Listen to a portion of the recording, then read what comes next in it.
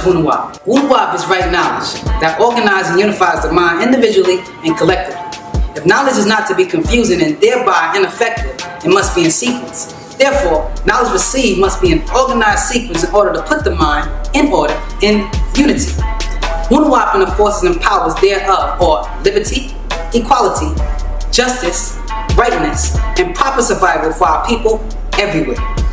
Wunuwap informs you that knowledge is known, and to know is knowledge. Thus, knowledge is mental power. Knowledge is correct information and outformation. Of course, knowledge can be thought, spoken, or written. Knowledge is the best information. Wisdom is knowing how and when to use that knowledge.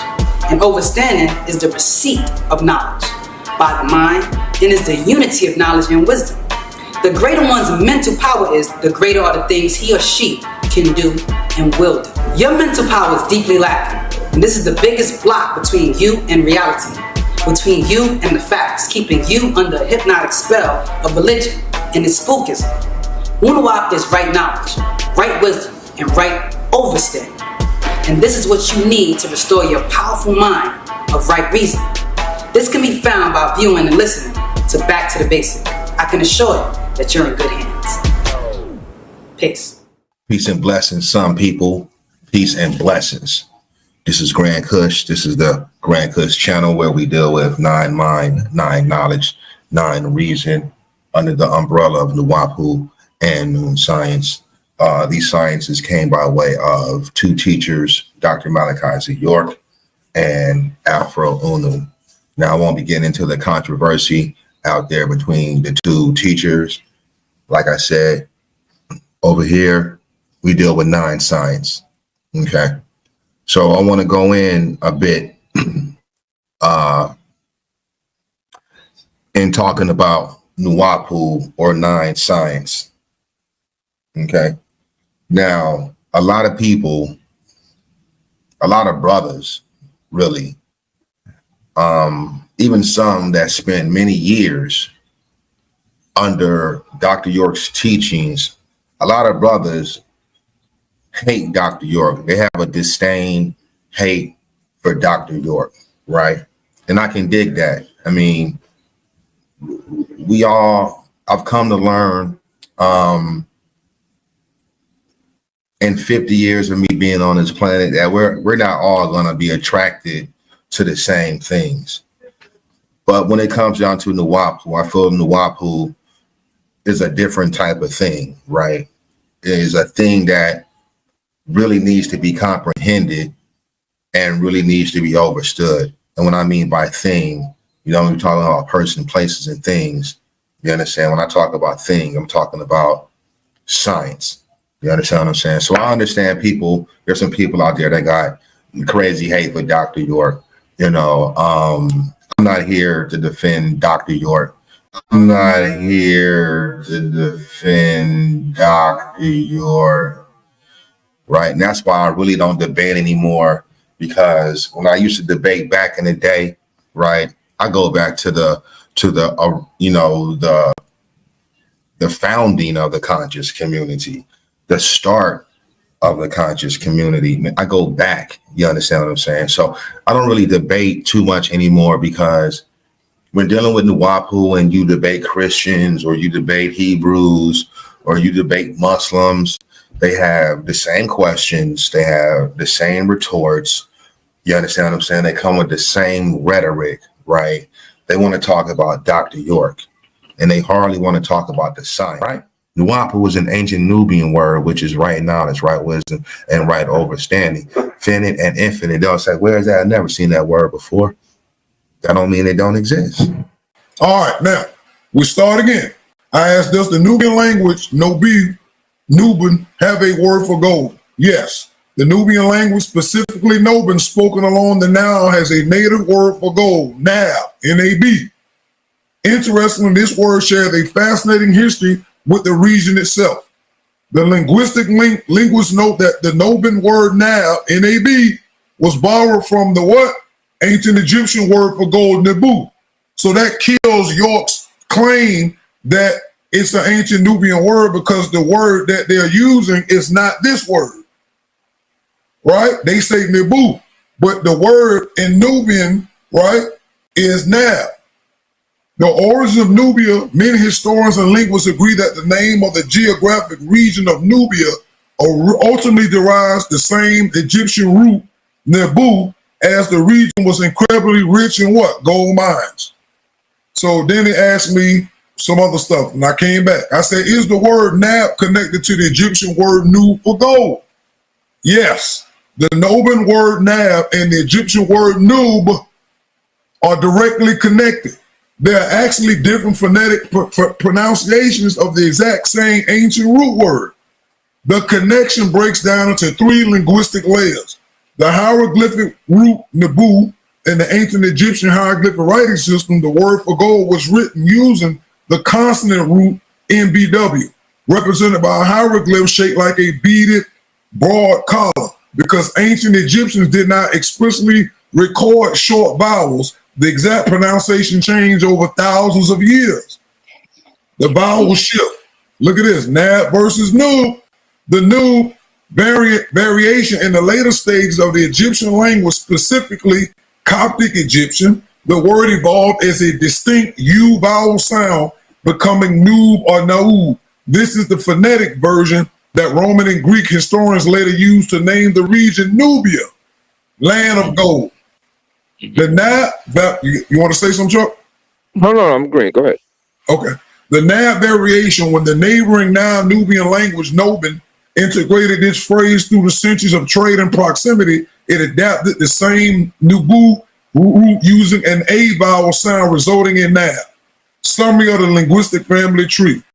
A quick comparison highlights how this single root word adapted across different historical Nile languages. So you got ancient Egyptian Nebu or Nebu, the original hieroglyphic consonant root. Coptic Egyptian, Nub or Naub, the later Egyptian pronunciation that birthed the name Nubia. Noban, Nubian, Nile, the native modern Nubian pronunciation used along the Nile today. Right? So would you like, they asked me, would you like to explore how other ancient Egyptian words made their way into modern Nubian language, or would you like to see how the hieroglyphic of gold was used in pharaonic titles? I didn't need that. So I said, which word came first, and do you know the time frame between them? The ancient Egyptian word Nebu came first, preceding what? The Nubian word Nab by a time frame of roughly 2,000 to 2,500 years. Once again, York was wrong. Where our direct people came out of. This civilization is called in Arabic Nakada or Nukada, and it's another pre-dynastic city, and it's actually not far from the ancient city of Napata. Nakada in Arabic terms as critics or judges. The Meduneta Harafat is a Nuwapic word for letters. The Meduneta Harafat translation is NBW or NWB, which creates a noob kind of sound. Once again, applying the same interchangeable sequence of the vowels, noob, NWB becomes Nubu, or commonly known as Nuwapa or Nuwapu. Our culture, and which is our culture, our spiritual way of life. So Nuwabu or Nuwubu is our cultural way of life, where also is termed as the name of us. So to say the word Nuwapian in our language would be Nuwabu or Nuwapu. When you add the U at the end, it makes a plural. It adds like a plural, almost like Hebrew, where Hebrew is I'm, which is why I am. Also dealing with English may add an S. All right, part 2, correcting Prince York. As you all have listened to Mr. Prince York, he is merely reading from a publication that was based on the information Soundright Reason Nupu through Marsha, the Orb Mars, gave to Bunu Nupu because his sign is in Aries. Let this be known. The actual hieroglyph, symbolic, and purpose was never given to Sabians, formerly known as the Wabians. That is why you hear Mr. Prince reading a made-up meaning for the glyph Nebu, meaning gold, to switching it to the Wubu and the Wupu. At no point did Mr. Prince attribute the sun to this glyph or the writers of that book, because they did not know back then. To make something. All right, so this is the part we want to focus on. Him trying to take the glyph saying Nubu or Nebu is the root word to Nuwapu, all that stuff. That's not true. Of anybody who's been around long enough would tell you that York always said Nawabu, which it really was Nawapu. He changed it to Nawabu and said it came from the Arabic words. We got videos that we did on this already exposing that York said Nawapu or Nawabu came from Arabic and it had nothing to do with gold. All you have to do is just go get the old books, or you can. I'm gonna put up another video after this showing you we documented this and how they lied. So what we're about to do though, we're gonna show y'all where they actually got it from though, because this is out of one of the recent books that they put out earlier this year. So watch, I'm gonna show you where they really got this from. All right, let's go to here. And as you can see, we're on a Newt's page, and this is dated September the 11th, 2016. Can you see that, Ken? Yes, sir. All right, let me make sure it's pretty visible on the screen for everybody else. Just give me one moment. I just want to make sure. I don't want to. All right, hold on. Yes, sir. All right, let me make sure. I just want to make sure it can be seen real good. All right. So go ahead, Ken. Take it away. This is your creation. All right. So what we comes from, because you have different variations and spellings of the word Nupu. All right. Now, well, here's the proof. I did a post on this before, but I'll do it again. The word Nupu can be found in various forms in ancient Egypt, but it was really under the form of gold. Gold is the color of the sun god and the god's sun ray. Gold represented the sunshine. Sunshine in noon science is ether energy reason.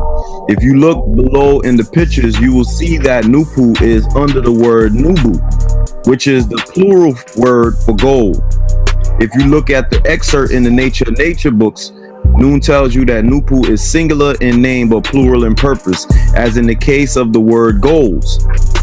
In ancient times, also we know that P and B were interchangeable, also vowels. But in the case of Noon, O's are considered revolutionary because those are the favorite shapes of Almighty Nature, as in the case of most orbs, most cells, and other forms of nature. So now, in closing, the word Nupu or Nawapu comes from the word Nebu, which means goals in ancient Egypt in plural form. Only the sun god Re can represent goals and bring Nupu or Nawapu or Noon forth. Let it be remembered always and let it be known. So this is where Prince York decided that, hey, we need to go into ancient Egypt and prove that Nawapu comes from, you know, from these steles that show Nuwapu or Nupu in the ancient Egyptian hieroglyphs. Before that, you wouldn't find any Nawapians talking about it. Just because it looks like a DNA strand, it's showing you that the sun has these weird coils when it comes off the top of the sun. And they, trust me, they don't show these in regular images. I don't care what movie they show on or cartoon, they never show these type of pictures.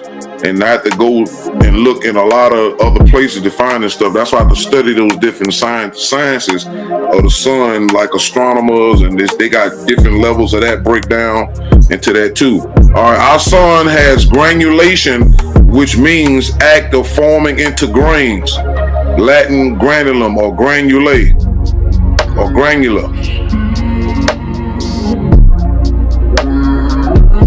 All right, so now we're getting into the structure of the sun, and this is the stuff that they are saying, but they not push it into the regular domain. You know, like you got to really go into reading scientific journals and stuff like that, and they'll have it there, but not in like regular stuff. They have bull crap for us to see on the main line. Let me see. So we're showing that part of the granule or the granulation.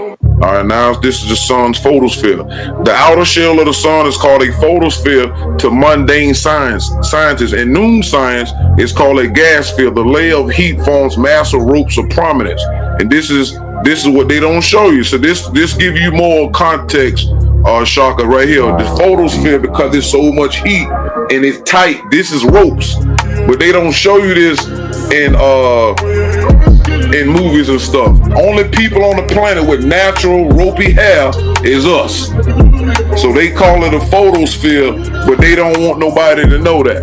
All right, the figure shows the threads of rope like magnetic cords. You can see these cords emerge from below the photosphere in the form of this prominence shown to the left. If you look carefully, you will see its twists, coils, field lines are brought together to form tubes of magnetic flux, which becomes twisted by the effects of convection.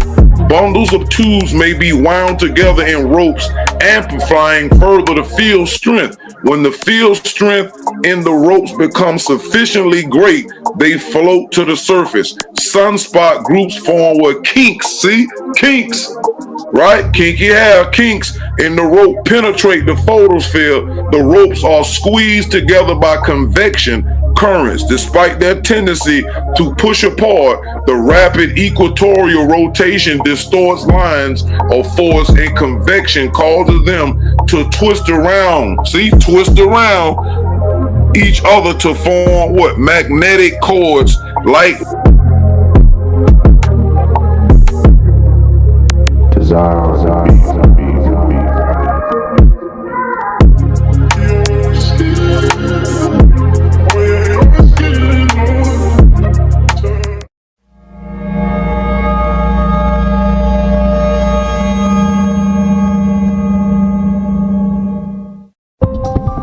Coronal mass ejections, or CMEs, are huge clouds of plasma and magnetic field occasionally thrown off by the sun. Scientists study them because the massive bursts pose a threat to space-based technology and even power grids on the ground. Within each CME lies a kernel known as a flux rope, tightly wound groups of magnetic field lines that can contain and transport solar material. Astronomers have seen them as the CME bursts off the sun, but they have been next to impossible to detect on the sun itself. New research using NASA's Solar Dynamics Observatory has now shown that they can be seen in just one of its cameras, which shows the very hottest material on the sun. By watching a flux rope form and eject as a CME, the research has brought some closure to one long-standing mystery, whether ropes form before or during the CME's eruption. It's impossible to actually see the flux ropes, or any of the sun's powerful magnetic fields involved with CMEs and flares, because these fields are invisible. But scientists can map them by observing plasma trapped by these fields, which shows up as thin lines in extreme ultraviolet light. Since Earth's atmosphere naturally filters this UV light, scientists must observe it using telescopes in space, such as NASA's SDO, so there have been relatively few detailed observations of CMEs, particularly at higher temperatures. SDO images the sun at high image and time resolution. It is also the first satellite to consistently observe light with a wavelength of 131 angstroms, which highlights plasma at temperatures of around 10 million degrees. This wavelength is usually reserved for studying solar flares, but what NASA and Naval Research Laboratory scientists found is that the flux ropes associated with CMEs could only be seen at this temperature. On July 19, 2012, a CME erupted from the visible edge, or limb, of the sun. Because it was on the limb, the flux ropes were in profile and particularly visible. Even more important, the flux ropes appeared about 7 hours earlier in the same location. The ropes were visible as a line of figure eights that looked exactly the way theorists predicted they would. This is the first direct evidence that flux ropes form well before a coronal mass ejection. Footage of the CME from the SOHO spacecraft confirmed the presence of the flux ropes. By adding footage from the Stereo A spacecraft, which is viewing the sun from an entirely different angle, the researchers were able to create a three-dimensional picture of the flux ropes. For the most part, they follow the classic figure-eight pattern previously observed and predicted by solar models. But some of these ropes also had feet which extended farther away than scientists expected. This deviation from the models is interesting and requires further study. Besides showing proof of early flux rope formation, this study also paves the way for future flux rope and CME research by literally finding a new light to observe them in. The possibility of using flux rope formation as an early warning system for CMEs means that this line of research can have some very practical and far-reaching applications. And it can also help wrap up some of the long-standing mysteries of the sun. Ropes being woven right into what? Strong threads. The enhanced field first reaches maximum strength at latitudes of about plus minus 40 degrees. As a result, sunspot formation tends to occur first at these latitudes. And this is from sourceangelfire.com. This is what they say. So they're telling you they seeing ropes of wool, right? But they calling it flocculi because they don't want to say that in basic English terms. So now these dudes have now identified the sun has wool hair. And then you got a race of people on the planet with wool hair, and they getting attacked all the time because what? We are from the African continent, where that's the land of the sun. Give me 1 second. So, anything you wanted to say on that before we move forward? No, keep going, brother. Okay. All right. Let me see. All right, now here's another picture from June 4th, 1946. Now look at that. The hair of the Ethiopian black African race also can be called granulation, and you can see the same rope similarities. And this is a picture right here, and it looked like a slinky a little bit. You can see the little ropes and the twist, and this is a black and white picture that they took. So you can see that. Now look at this. This is in color. Same thing in color. You can see the ropes of hair. Now look at us. It's no way anybody can deny that.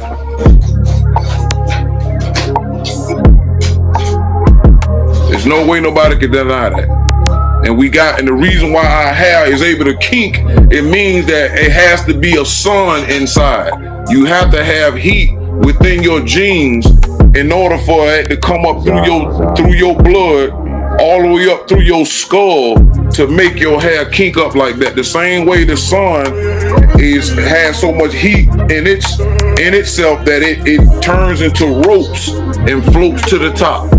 So this is just showing you on a basic level that we do come from the sun. And that's a scientific thing. That ain't pseudo at all. And they don't teach this stuff. I had to go deep to catch this information to find that. And this is what we got. Black people should love their hair and realize who they are. And all stars have this ropes of hair. For the record, all the stars have that. It ain't just our sun. Listen to Sound Right Reason. This also confirms the sun's prominence has coils on it, but the videos that they're releasing to the public doesn't show that. It's obvious it's being done to hide this from the black kinky haired people on planet Earth.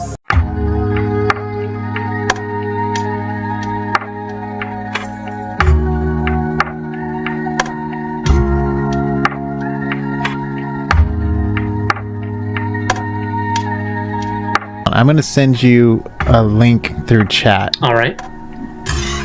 Because I couldn't remember my password to Instagram.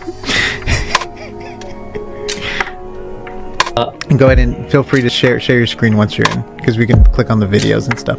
This guy basically has an amazing telescope where he can get close-up pictures of the sun. Oh, cool! Yeah. Where it almost looks like hair on the sun's surface. Yes. Yeah. So go ahead and click on random ones. Some of them are videos. I see this. Where you can. Oh, this just in, everyone. We've discovered the sun is made of hair. Hair that is alive. In fact, I think the sun might have some trouble. Wow. That's ain't cool. Amazing. I was just flipping out on these close-ups, and I was just like, wow, this is incredible. The telescope, and if you think about it, I don't even know what the ISO is, because you're shooting the sun. Right. I have no idea the brightness the and intricacy and all that. Wow. Okay, let me see here.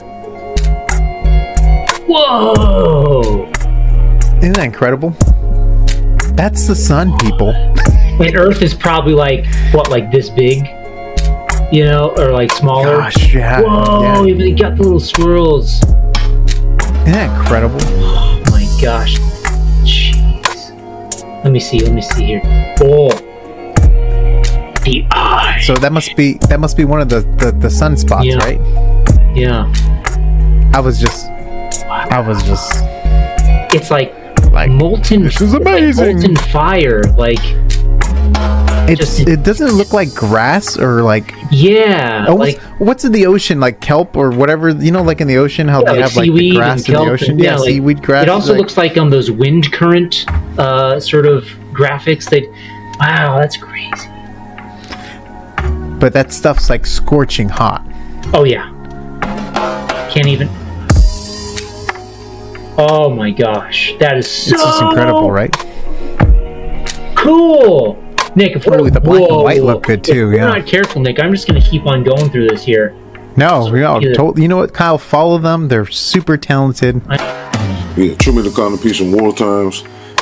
This is the gentleman's Instagram, Simone2940. I actually follow him. I came upon this through a YouTube suggestion about 2 days ago. I had some other things I had to do before I jumped on this. I want to send a special shout out to Almighty Nature, especially Nebu, male and female, 9 mind, 9 reason, 9 ether energies, for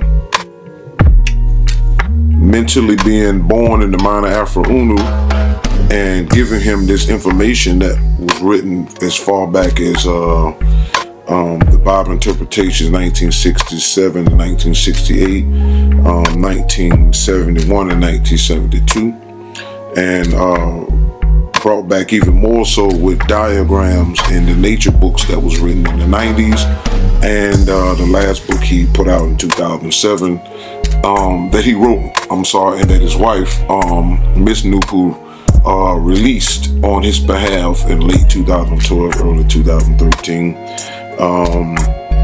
This is another win for the Black African race, for all of you who are still holding on to the nature knowledge and information.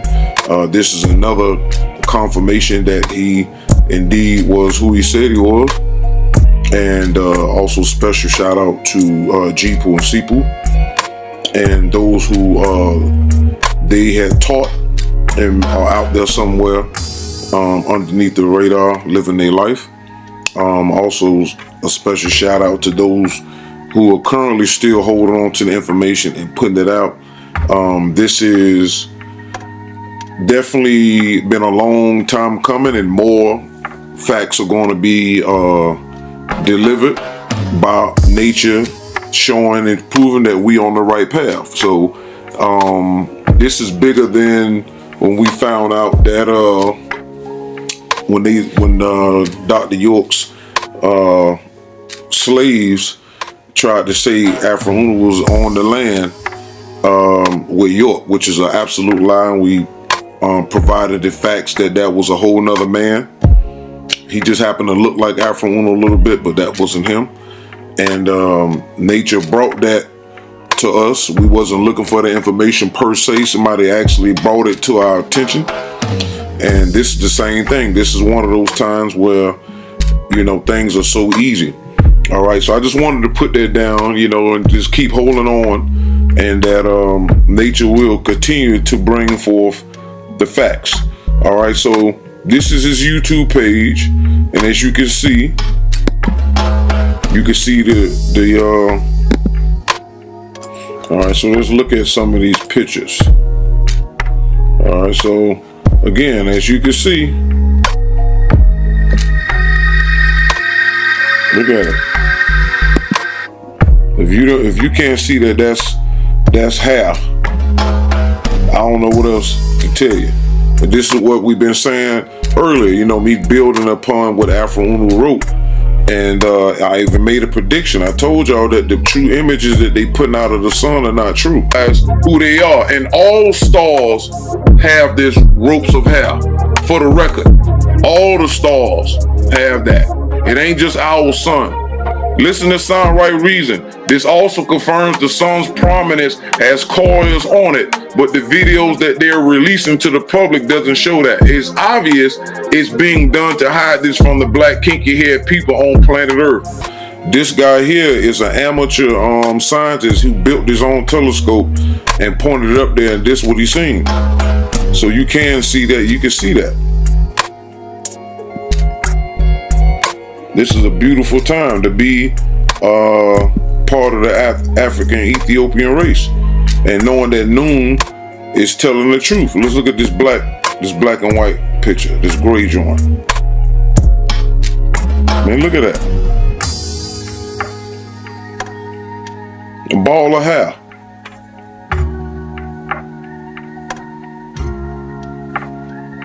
A ball of hair. All right, so we get down here to him talking about the sons, right? Now here is the females in the case of a human being, but look, see hair. And this is Jupiter and Saturn. They're female stars. But he's showing you, right, that their sons have hair. See, look. These right here are the coils on the sun. Imagine stepping up to a microphone at a highly anticipated live debate in Harlem. Right. The crowd is totally buzzing. Exactly. The cameras are rolling, you're on stage, and your opponent reaches for this, like, mic drop piece of ancient linguistic proof to just totally dismantle your argument. Yeah, that tension has to be wild. It is. And the room goes quiet as they read out this profound historical revelation, only for you to realize they are literally just reading someone else's Facebook post from a year ago. I mean, it's the absolute definition of a historical and linguistic detective story. It really is. Welcome to today's deep dive, everyone. We are thrilled you could join us today. Yeah, we have a really fascinating one for you. So our mission today is to follow this paper trail and, well, a digital trail of an independent researcher named Nunibus. Right, Nunibus. Yeah, Nunibus. We're going to explore how he basically cracked this ancient linguistic code to definitively prove that the term Nuaupu actually originates from the ancient Medu Nader language. Which most of you probably know better as Egyptian hieroglyphs. Exactly. But before we really get into the weeds here, we need to make one thing very clear to you, the listener. Yes, this is an important disclaimer. The source material we are unpacking today touches on some, well, highly intense theological and ideological disputes. Oh, absolutely. There are decades of history, opposing factions, and deeply held beliefs wrapped up in this specific story. Right. And our goal with this deep dive is absolutely not to endorse any specific viewpoint, or take sides, or tell anyone what to believe. No, not at all. We are simply here to impartially unpack the fascinating linguistic evidence. Right, just the timeline of events and the specific arguments presented in the text we have in front of us. We're looking strictly at the mechanics of how a specific word was defined and defended. And to truly understand the power of the linguistic proof Nunibus brought to light, we first have to look at how this information was introduced to the public. Or, I guess more accurately, how it was falsely introduced. Exactly. Falsely introduced under someone else's name. Yeah, so let's set the scene for you. The date is September 15, 2017. Okay. The location is a brownstone in Harlem, New York. We are at a live event broadcast on a platform called Black News 102. And this was billed as a pretty massive showdown. Oh, massive. Between two figures, a man named Jabari and another named Prince York.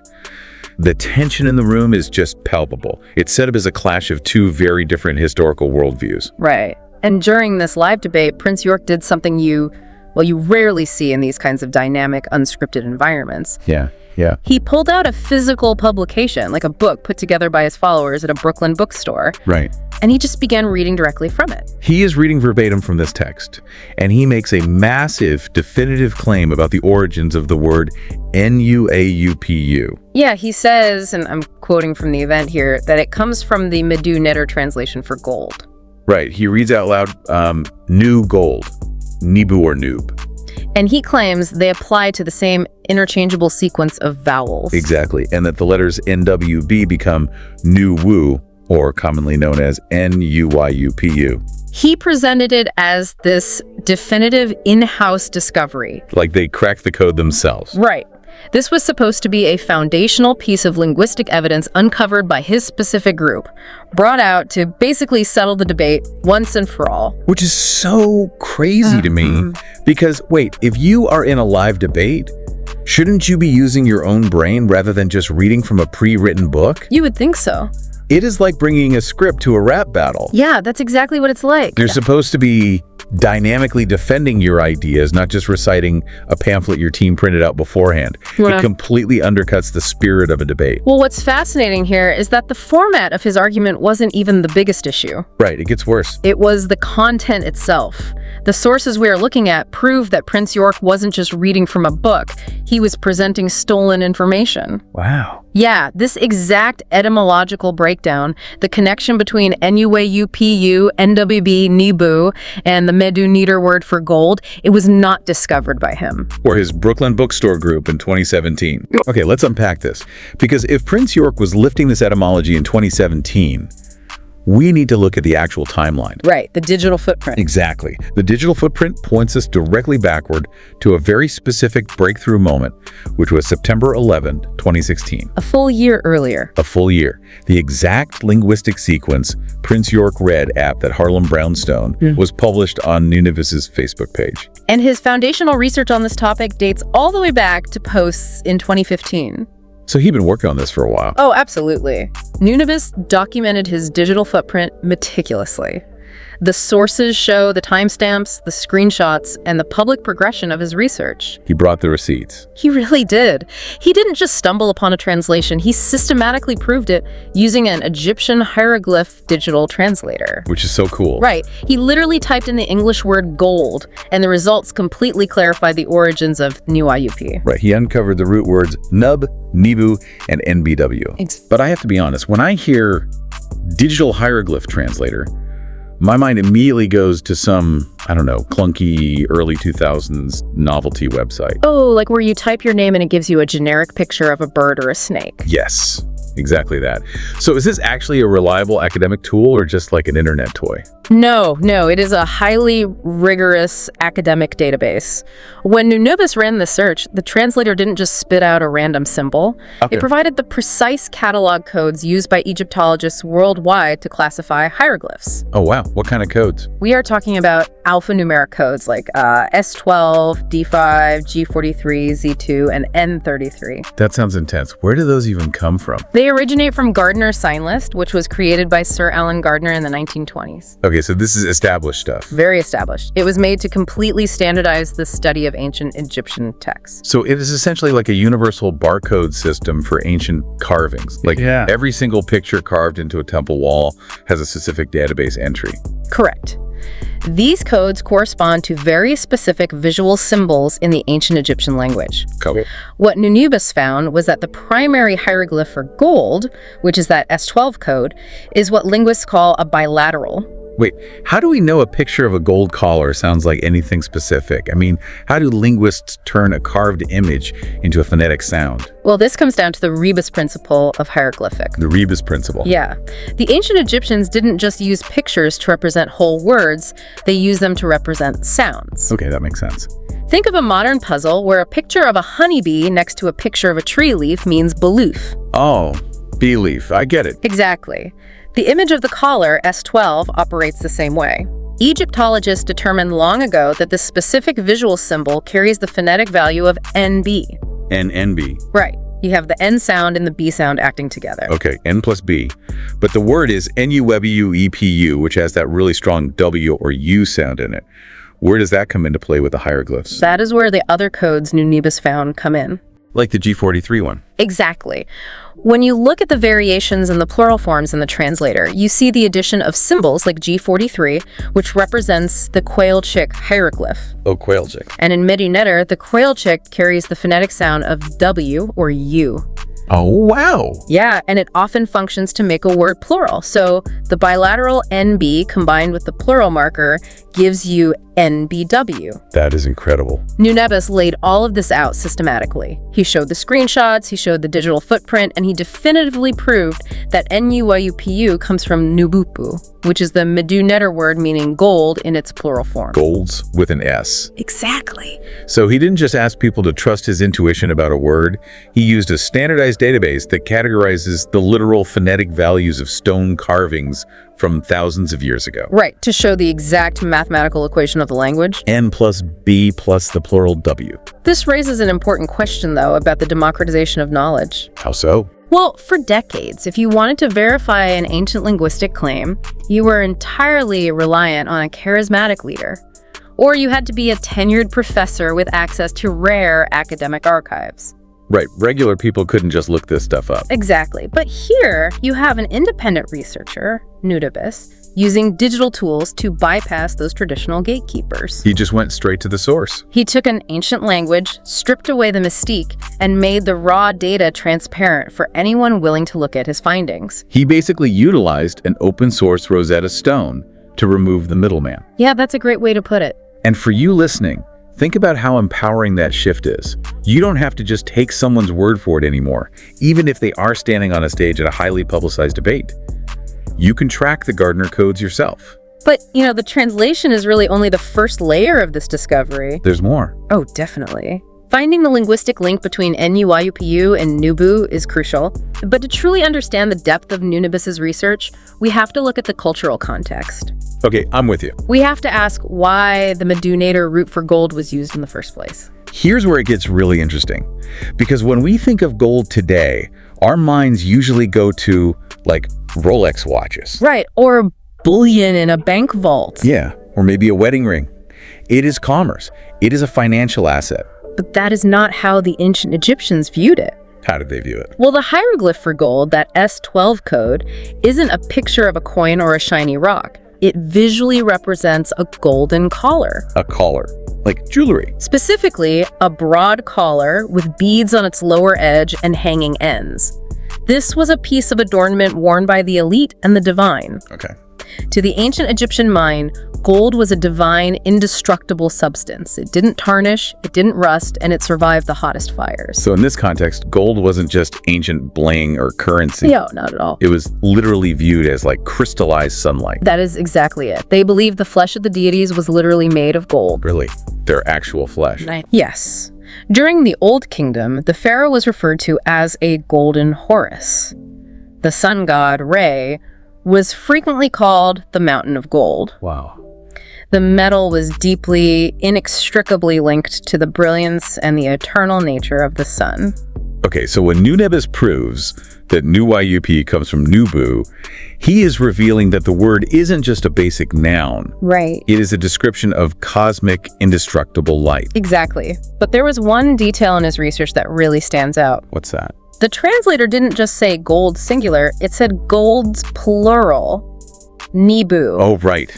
The quail chick W. Yeah. Why would an ancient civilization need a plural word for the sun's light? That is a great question. Why would they? This is where Nunebus's research bridges the gap between linguistics and ancient astronomy. Astronomy. He unpacked the deeper meaning behind this plural form, and it connects directly to the ancient knowledge of the three suns in our solar system. Okay, I have to play devil's advocate for a second. Go for it. The idea of three suns sounds a little bit like science fiction. It does sound out there. I mean, how could ancient people who had absolutely no access to modern telescopes track anything beyond the single sun we see in the sky during the day?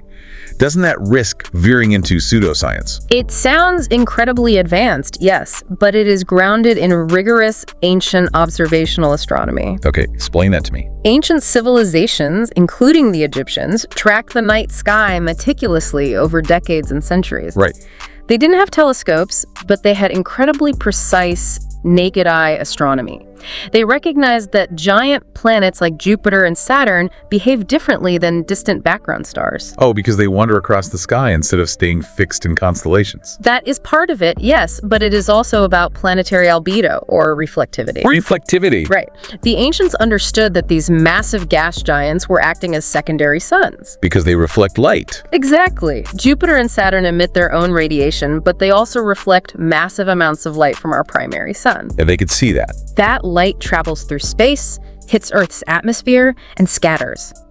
To the naked eye of a dedicated ancient astronomer, that scattered light often appeared as a distinct golden or reddish glow. Wow. So they were using Jupiter and Saturn as cosmic mirrors.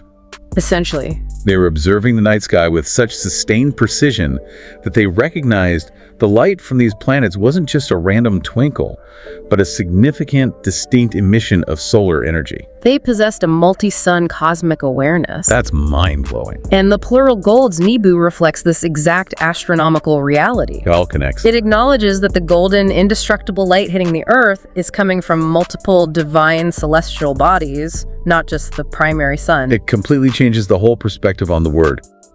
Buried inside the root of NUIUPU is a literal astronomical record of our solar system, tracked by people thousands of years ago. Right. It isn't just a label, it is a cosmic map. That is so cool. And it makes the next part of the story all the more intense. Because of how it was used in the debate. Well, yeah. When Nunebus presented this undeniable, visually backed Medu-Neter proof, he didn't just define a word. He actively destroyed a fabricated history that had been taught to thousands of people for years. Right, because this wasn't just an academic correction. Right. This was a demolition of a very specific narrative pushed by Dr. Malachi Z. York. Exactly. Before Nunebus published his digital translation findings, Dr. York had been teaching his followers a completely different origin for this terminology. A totally fabricated one.